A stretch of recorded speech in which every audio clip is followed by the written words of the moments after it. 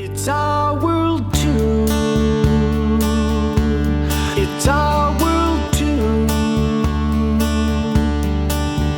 Hi, Robert Perala with the Perala Report, also the People's Voice in London. And we are here at the Secret Space Program Conference right here in San Mateo, California, where we're catching up with Daniel Sheehan, who is absolutely one of the premier speakers that you're going to find when it comes to law advocacy, civil rights, human rights, technologies, you might say. He is the author of The People's Advocate, a U.S. bestseller, as well as a constitutional litigation lawyer, also a Harvard graduate, and was in the Civil Law Review. For 20 years, he was at the Christic Institute, now heads up the Romero Institute, and has handled extraordinary cases, including Iran-Contra with the Oliver North case, the Karen Silkwood case, which also was awarded Karen Silkwood, I believe, $10.5 million, and Watergate. So there you have it. Thank you so much for coming. Terrific, Danny. I really appreciate you being on our program. I'll just say this, you know, when I see you and I listen to your lectures and I see how you are moving people, inspiring people, touching lives, your commitment is to them. I'm often inspired by a very popular saying that goes, leadership defined is people making intelligent decisions that benefit the masses with often startling and incredible results. And I think of you when I hear that statement. That said, we are at the Secret Space Conference here. We've seen some things that are unnerving, a little unsettling, but at the same time, sometimes the truth hurts. And more than that, we have to reach out to the people, because if we don't inform them what's going on, well, you know the rest of the story. They stay in the dark and they stay asleep. And that's what we're not here for. We're not here to let you sleep. Danny's here to wake you up, so am I. Let's talk about a little bit about what we saw here at this weekend's conference and everything. You know, what do you come away with when you hear all the things that are going on here, such as these technologies like propulsion and anti-gravity? I mean, these are high-level sciences. Oh yes. Well, this is a subject. This issue of the potential breakaway civilization. It's a term of art that was actually coined, I think, by Richard Dolan. Right. Who's a mainstay in the conversations about extraterrestrial intelligence and the UFO phenomenon for the last 20 years. And I've known Richard for a long time, from the time that I represented Dr. John Mack, who was the chairman of the Department of Clinical Psychology at Harvard University, in a matter related to this.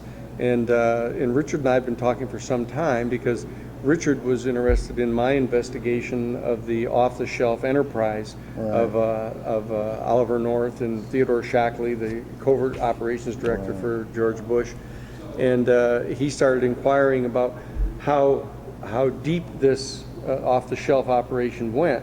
This seemed to be going on completely in parallel with the normal public government that was publicly taking the position they had nothing to do with the Contras. They weren't providing weapons for them. The Reagan-Bush administration denied it regularly. And then we discovered that they were just flat out lying, that they were actually providing weapons overhand to the Contras, and smuggling cocaine back into the United States to use the funding. And as I dug deeper and deeper into it, I discovered that the American Central Intelligence Agency had been smuggling heroin into the United States for decades to secretly fund covert operations and assassination programs, and so I began to expose this. I actually brought the federal legal action against the off-the-shelf enterprise, charging that they were a particular venture of an ongoing criminal racketeering enterprise that had been going on for some 40 years at that time. And so I dug into that, and I laid it out in a major federal complaint in Florida, and eventually everybody came to know that that was true.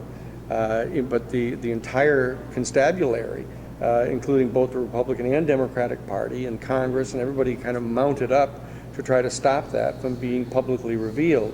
So you saw a kind of coordinated effort on the part of the established powers, including the New York Times and the major News 3 networks, to pretend like they couldn't figure out what was going on.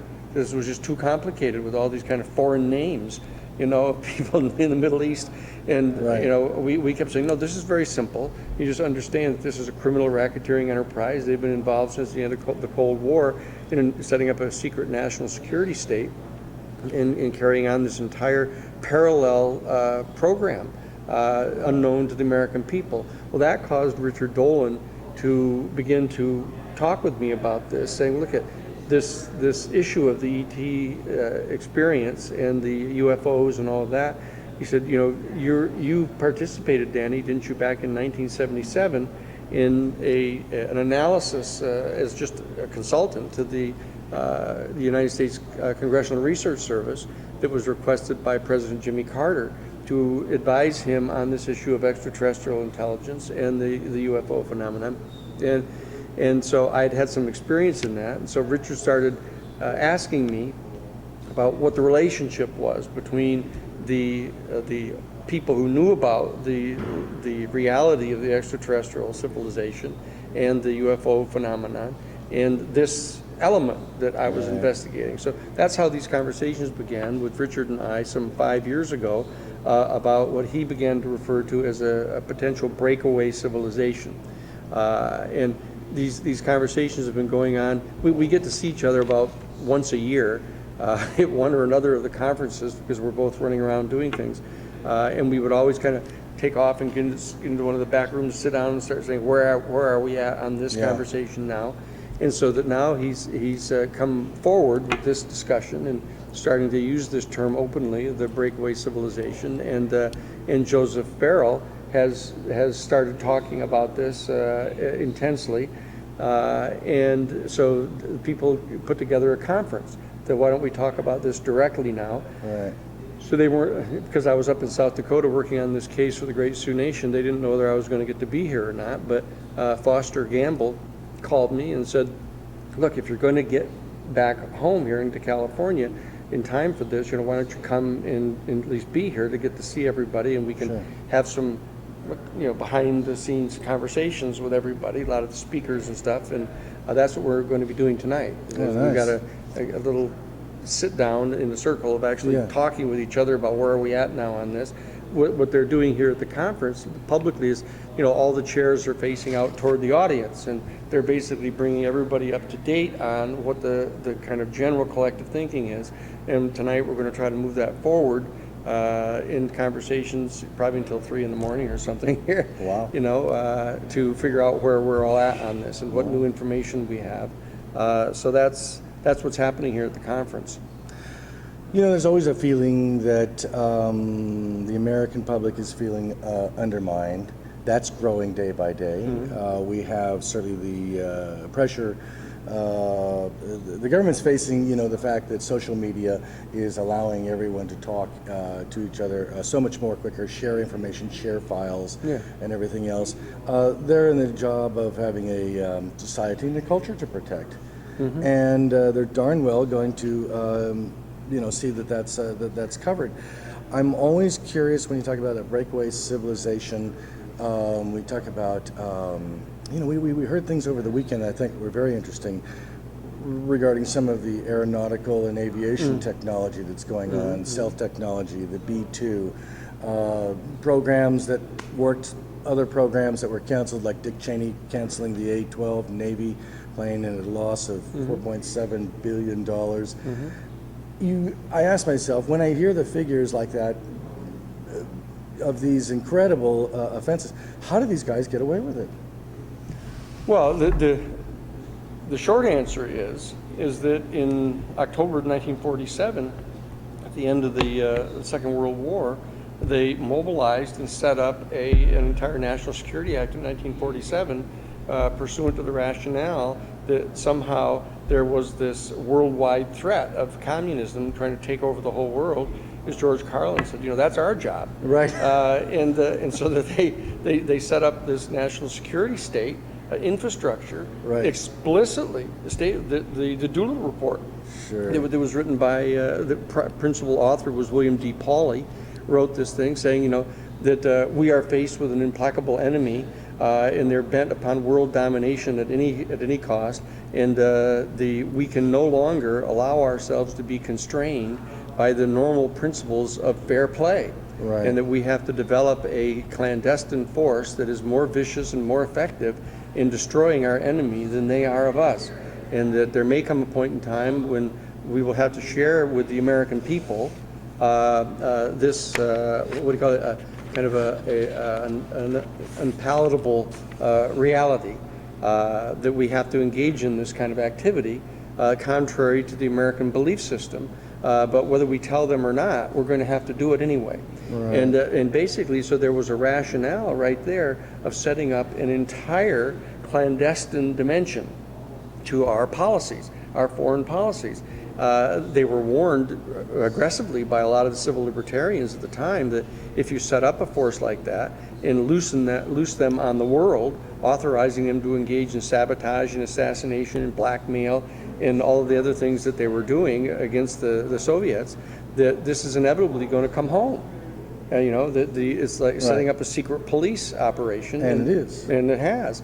And so that whole conscious authorization on the part of Congress of there being an entire black world, as it were, functioning behind the curtains and no one being allowed to know what it is, and setting up classifications for all, not just weapon systems, but what it is the CIA is doing. Right. What is CIA doing in Chile? Oh, you can't talk about that because that's classified.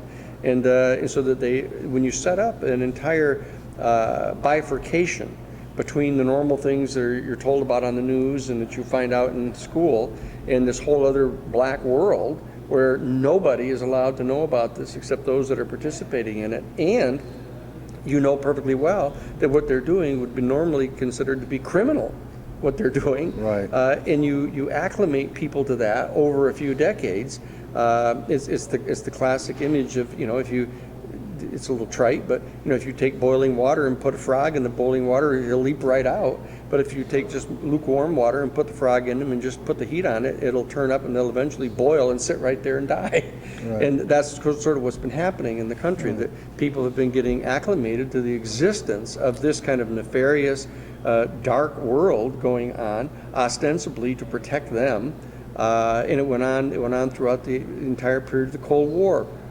And there was this sudden event that happened on December 31st of 1991 when the Soviet Union voluntarily dissolved, and there was this total panic on the part of this national security state infrastructure that they had to come up with somebody else as an ultimate other to justify this kind of the maintenance of this kind of off-the-shelf world. And so they generated this entire confrontation with the people in the Middle East by invading the Middle Eastern oil fields and generating the resistance on the part of the people in the Middle East, trying to drive them out of the Holy Lands, and then characterize them as terrorists that were going to be attacking us because they hated our way of life. Right. And they've now flogged this into an entire thesis of those people wanting to set up an international caliphate to take us over. Now they've got another group like the Soviet Union trying to take over the world, which is our job. Yeah. And so that whole. So when you have a bifurcated reality like that within a culture, that it's not that hard to understand that when another issue comes up, which can be argued affects the national security of the United States, like the existence of an extraterrestrial civilization that has a technology that vastly dwarfs our state of technology, you can see that the national security state people would instantaneously experience that truth as a threat. The old idiom that when a pickpocket meets a saint, all he sees are his pockets. And so that when they encountered this type of experience, they immediately superimposed upon it this rationale of a major ultimate threat, one that was so serious that they couldn't even acknowledge that it was true to the American people, who now they had gotten into the habit of not asking questions about what's going on behind the curtain. And so now we have this additional dimension of the dark state, of this entire issue of extraterrestrial intelligence and UFOs, etc. But these UFOs kept popping up everywhere. Over Mexico City, the people now starting to take photographs of them everywhere. Right. And people have all been saying, "Wait a second, what is this? What's going on here?" And the state, the national security state, has been saying nothing. They're nothing. You know, Yes. this is swamp gas, this is a ball lightning, this is Aunt Matilda with the light shining on her in a particular way, you know, and expecting people to believe that stuff. And the fact is, an entire generation has come up now, the post-war baby boom generation. You know, there are 82 million of us, and we basically just aren't buying this. You know, I mean, from the time that we started turning 18 years old, and we're being told that we had to, you know, subject ourselves to the draft and be dragged, you know, 8,000 miles away to, you know, lay in a rice paddy and kill, you know, people who've lived there for, you know, 4,000 years with their families because they're a threat to us in some way. We started saying, excuse me, there's something not calculating here, and we began to challenge that. And when we looked beneath what that was all about, it became clear that our government was just stepping into the shoes of the French that had come in there in 1898 and established a colony. And when they were driven out at Dien Bien Phu in 1954, the United States just went in and took over the colonial endeavor there. And so, and here we were being told we have to go and fight this. We said, absolutely not. You know, that's not going to happen.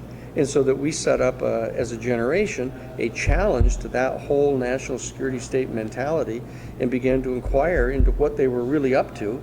And we now have discovered what it is. I happen to have been, because I'm in kind of the senior class of the baby boom generation, I was fortunate enough to go to Harvard College and Harvard Law School and Harvard Divinity School and other places. I've ended up actually being able to play some role in our generation in focusing upon those questions and using litigation and the legal system to try to raise up, you know, information to show what they're doing, hoping that we can politically bring this to an end. That's what I engage in, and that's why I end up being in the kind of places that I am, like this conference here. Right. It was mentioned here, and as well as other conferences that you know you and I have both been in. Yeah. The one world government, and we were having this conversation the other night regarding the one world government. That in one ways, you see these people. We always hear the names, you know, like Rothschilds and Bilderbergs. We know these people exist, etc., and that there's this agenda to bring in a sort of world dominant between just maybe less than 60 people. There's been different theories about it. I gotta believe that while that's happening, and it is happening, that there is, it's always going to bring up a resistance in a lot of ways. Currency being devalued is going to affect everybody. It's going to cause a revolt. I mean, certainly, don't you see the public sector just, what is it about them that they don't recognize that there is an elitist group about this? Why do they remain so anomalous? Why don't the public sector know more about this one world government? Well, it's interesting. Again, I think that it all is a sub-function of the creation of this national security state mentality. When you have a formalized national security state, and you have Congress explicitly authorizing criminal activity basically to be undertaken secretly against virtually all the other nation states, not just Russia as it turns out, but spying on our allies and wiretapping their phones and basically saying, well, sure. I mean, like as if naturally you would do that. You know, just like when Henry Kissinger, I had Henry Kissinger in Gov 182 as an undergraduate in American foreign policy, and in the very first, you know, shopping week where you go to see what the class is going to be like, and he comes in and he says, announces to all of us, I was the last all-male class at Harvard in the class of 67, so he comes to all the guys are sitting there and he says, if any of you are in this class and you think that our government does not have the right to lie and kill and steal the resources of other nation states, you should not be in this class. You know, and I was sitting there, wow, I said, that's kind of an interesting introduction. And so I said, I want to stay in this class. I want to see how these people are thinking here. And he laid out this whole concept that from the time of the creation of the nation state, back with the Treaty of Westphalia, that there is a perfectly legitimatized kind of dialectical process of every nation state against every other one, kind of competing to get resources that they want and establish hegemony over given areas, like as if it was just like a chess game or something. And here we were at Harvard University being trained to basically participate in this. and that you'll be the beneficiaries of it. So there was an ideal path where you graduate from Harvard College in the area of government and economics, and then you go to Harvard Law School, and then you go on to Wall Street, and you work for these big law firms that work for the major corporations that are all engaged in this. And so I happened to just spend, a dozen years, in that track, seeing what it was all like. And I thought it was a really bad idea, what they were doing. And so I stepped out of it and took the information that I'd been able to get during that time, which led all the way up to the level of my getting to see all 47 volumes of the Pentagon Papers, including the sections that the New York Times never did publish, Right. About the heroin smuggling and the assassination programs and everything that only came up later in the church committee hearings. But I'd seen all of that at the time, and was puzzled by the fact that the New York Times Board of Editors wouldn't publish it. And I kept saying, whose side are these people on? I mean, what does that mean? All the news is fit to print. Fit for whom to print? Right. And so I got to see the inside of this thing for a long time. And when I left F. Lee Bailey's office after, discovering the involvement of the people in the Watergate burglary and what their relationship was to the killing of President Kennedy in '63, I just went back to Harvard to study comparative social ethics. And ended up getting drafted to become the chief counsel for the Jesuit National Headquarters. So I spent a decade in Washington, D.C. as chief counsel for the Jesuit Order, the largest order in the Catholic Church. And they make up most of the academicians in the Catholic Church and the scholars and the diplomatic force. And so I got to meet all these people and got an additional look from kind of the inside at how they relate to the power structure. And so what I've been trying to do is take that information that I've learned in those places and bring it out and share it with the people and try to figure out how we have to amend the structural sources of injustice. Right. And that's my job. My vocation is to do that. And so you come to a situation like this where people are starting to become upset about the fact that they've become convinced that our government structures are harboring this horrendous lie and telling us that there's no such thing as still saying there's no such thing as extraterrestrial intelligence, not even just saying they haven't met them or talked to them, they're just saying it doesn't exist because we haven't seen them yet, we haven't proved it yet. And so the people are upset about this, they're convinced that it's true, and they want to know what's going on. So, So YouTube and all these social media channels, little networks are popping up with just startling revelations on this. yes, that's right. I mean, don't you think that the government, aside from the government, let's talk about the executive branch for a second. Yes. When you go to the president's office, we always know that if you look, you see that the president doesn't take any position on the extraterrestrial question. Because in a lot of ways, if he does take a position on it and he says, well, this is my feeling on it, or the public sector goes, well, wait a minute, you're just now talking about it? Why didn't you say something on it before and everything? So do you notice how there's never any word on the extraterrestrial question from John Kerry? There's never any from the president himself. Well, as Richard Dolan has demonstrated in his classic 2-volume set of the UFOs in the national security state, he's actually, through the Freedom of Information Act, extracted hundreds of documents from inside the national security state infrastructure demonstrating a conscious program that they were engaged in to attack and destroy the reputation of anybody in the professional field that might be credible, that is going to talk about an experience they had or something that they've discovered, and that they were directed to assault these people, their reputation, and destroy them if they could, ridicule them.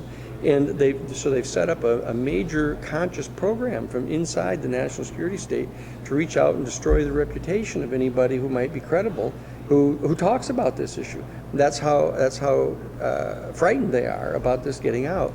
And so those who want to stay inside the power structure and derive the benefits of being part of the power structure know that they shouldn't talk about this stuff. And so that's why they avoid it. They just won't talk about it at all. I don't believe it's so much because they're afraid of being criticized for having concealed it for this long, because Obama could always take the position, look, I just got here. Right. You know, I haven't been in a position to know about this. That's why Jimmy Carter, as soon as he got there, he said, hey, I think it's the right thing to do. You know, Sure. Bill Clinton did the same thing. You know, Yeah. why don't we get this information out?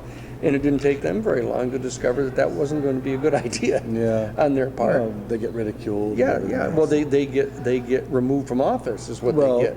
You know, They're- for some again, other reason. They're in the job of a culture and society to protect. And That's right. And then they look like, well, wait a minute, you know, we don't have complete control over that. But no one really does. Well, that's one of the questions. That is one of the questions that is on the floor here.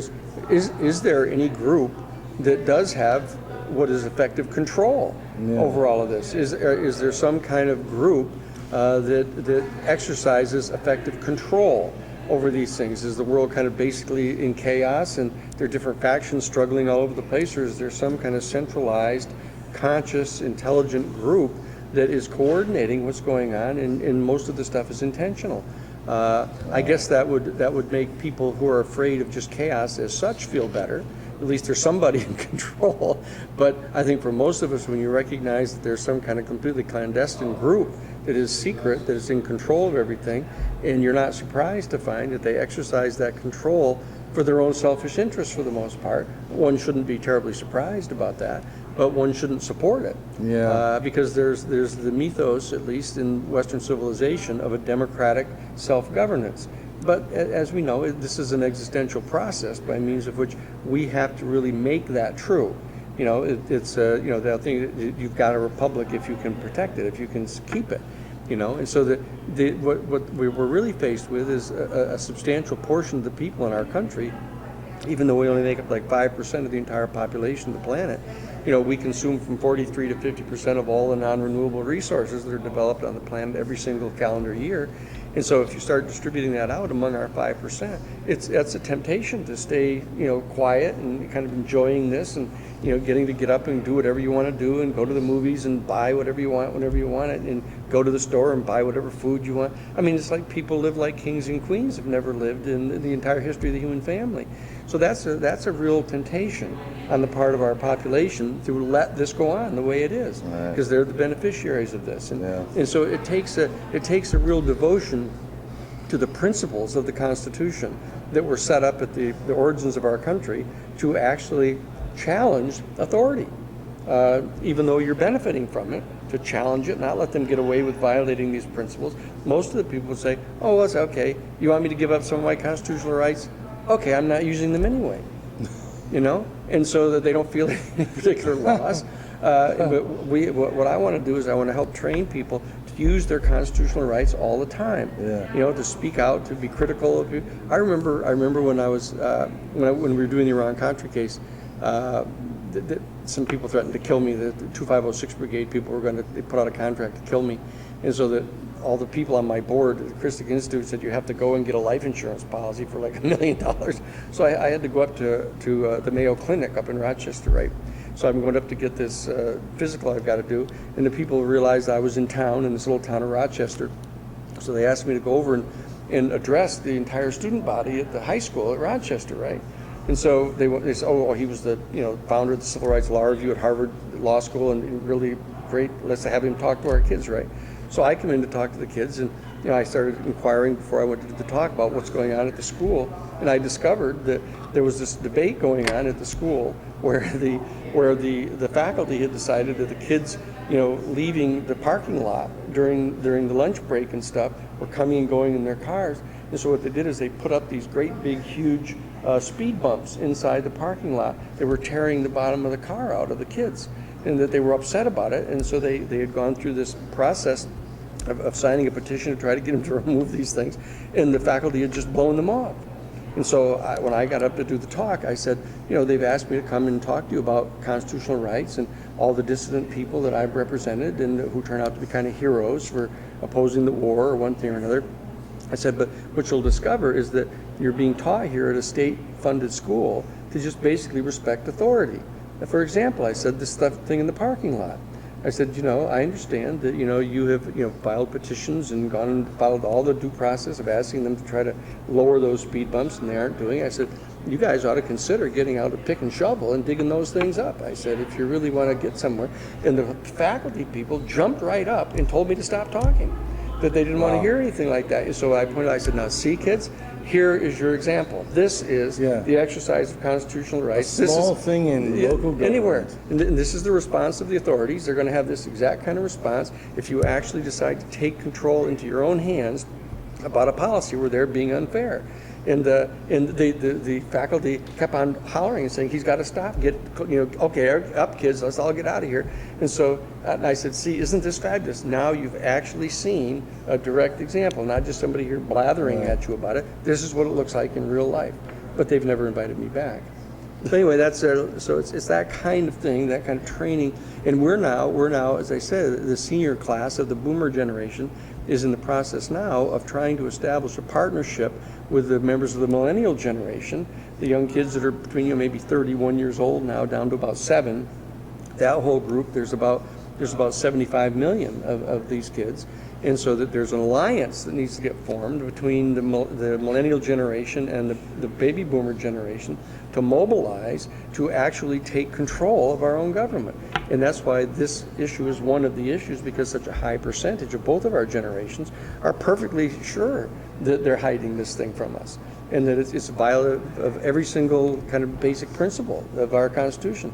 So I think it's a good organizing device to mobilize people to do something about this, You're a way shower, certainly a leader in the transition team of making a big difference here. And also want to remind people, check Danny at the Romero Institute.org, which are doing great work for the Lakota and humanitarian relief effort. I think we're going to get a part 2. I'm hoping we're going to get a part 2 so we can talk specifically about what you're doing there with the Lakota. Sure. No, I'd be happy to do that. And that'd be great. And give my best to Sarah, of course. I will do that. As always. I will do that. Everything. We're here at the Secret Space Conference. This has been Danny Sheehan. This is Robert Perala. You're at the Perala Report, also the People's Voice in London. And you can find us a little bit of everywhere. We are the way showers and the transition team. We hope to see you real soon. Thanks so much, Danny, for being on our show. Robert. Always very, very powerful, very informative. Always and we'll happy to see be you real soon. Thanks so much for tuning in to the Perala Report. It's our world too.